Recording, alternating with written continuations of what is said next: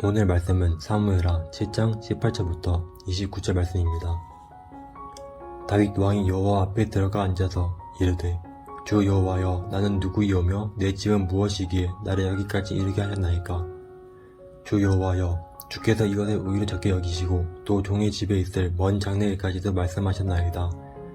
주 여호와여, 이것이 사람의 법이니이다. 주 여호와는 주의 정을 아시오니 다윗이 다시 주께 무슨 말씀하오리이까? 주의 말씀으로 말미암아 주의 뜻대로 이 모든 큰 일을 행하사 주의 종에게 알게 하셨나이다. 그런즉 주 여호와여, 이러므로 주는 위대하시니 이는 우리 귀로 들은 대로는 주와 같은 이가 없고 주 외에는 신이 없음이니이다. 땅의 어느 한 나라가 주의 백성 이스라엘과 같으리이까? 하나님이 가서 구속하사 자기 백성으로 삼아 주의 명성을 내시며 그들을 위하여 큰 일을, 주의 땅을 위하여 두려운 일을 애국과 많은 나라들과 그의 신들에게서 구속하신 백성 앞에서 행하셨사오며, 주께서 주의 백성 이스라엘을 세우사 영원히 주의 백성으로 삼으셨사오니 여호와여, 주께서 그들의 하나님이 되셨나이다. 여호와 하나님이여, 이제 주의 종과 종의 집에 대하여 말씀하신 것을 영원히 세우셨사오며 말씀하신 대로 행하사 사람이 영원히 주의 이름을 크게 높여 이르기를 만군의 여호와는 이스라엘 하나님이라 하게 하옵시며 주의 종 다윗의 집이 주 앞에 견고하게 하옵소서. 만군의 여호와 이스라엘의 하나님이여, 주의 종의 귀를 여시고 이르시기를 내가 너를 위하여 집을 세우리라 하셨으므로 주의 종이 이 기도로 주께 간구할 마음이 생겼나이다. 주 여호와여, 오직 주는 하나님이시며 주의 말씀들이 참되니이시이다. 주께서 이 좋은 것을 주의 종에게 말씀하셨사오니 이제 청하건대 종의 집에 복을 주사 주 앞에 영원히 있게 하옵소서. 주 여호와께서 말씀하셨사오니 주의 종의 집이 영원히 복을 받게 하옵소서 하니라. 아멘. 앞선 본문에서 다윗은 하나님을 위하여 성전을 짓기 원했습니다. 그런데 하나님은 그것을 허락하지 않으십니다. 그러면서 하나님은 다윗과 언약을 체결하십니다. 그 언약은 너의 후손을 통해 내가 영원한 집을 세우시겠다는 약속입니다. 하나님의 약속을 들은 다윗은 기도합니다. 다윗의 기도가 오늘 본문의 내용입니다. 이 기도를 통해 다윗은 한없는 하나님의 은혜에 감사하며 하나님께서 행하신 일을 찬양합니다. 다윗의 기도를 통해 우리 기도의 모범도 찾아서 적용해 볼 수 있으면 좋겠습니다. 첫째로, 그는 겸손히 기도합니다. 다윗이 기도를 시작하자마자 제일 먼저 한 말이 무엇입니까? 나는 누구이오며 내 집은 무엇이기에? 나는 아무것도 아닌데, 내 집은 아무것도 아닌데 왜 하나님은 나 같은 존재의 후손을 통해 그렇게 큰 일을 행하시는가? 다윗 정도면 사실 폼 좀 잡을 수 있지 않겠습니까?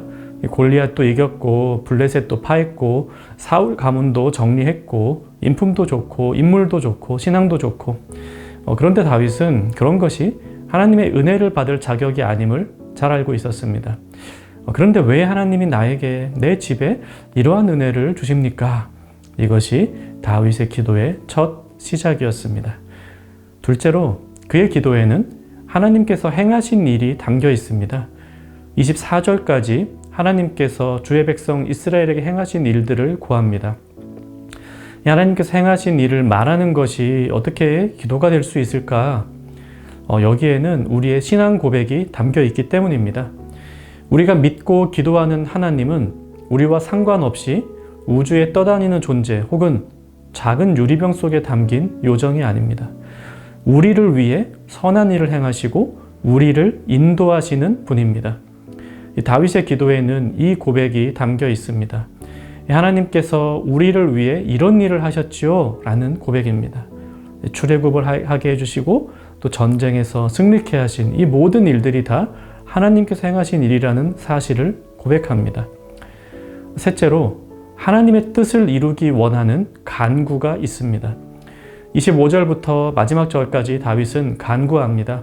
26절, 주의 종 다윗의 집이 주 앞에 견고하게 하옵소서. 29절, 주의 종의 집이 영원히 복을 받게 하옵소서.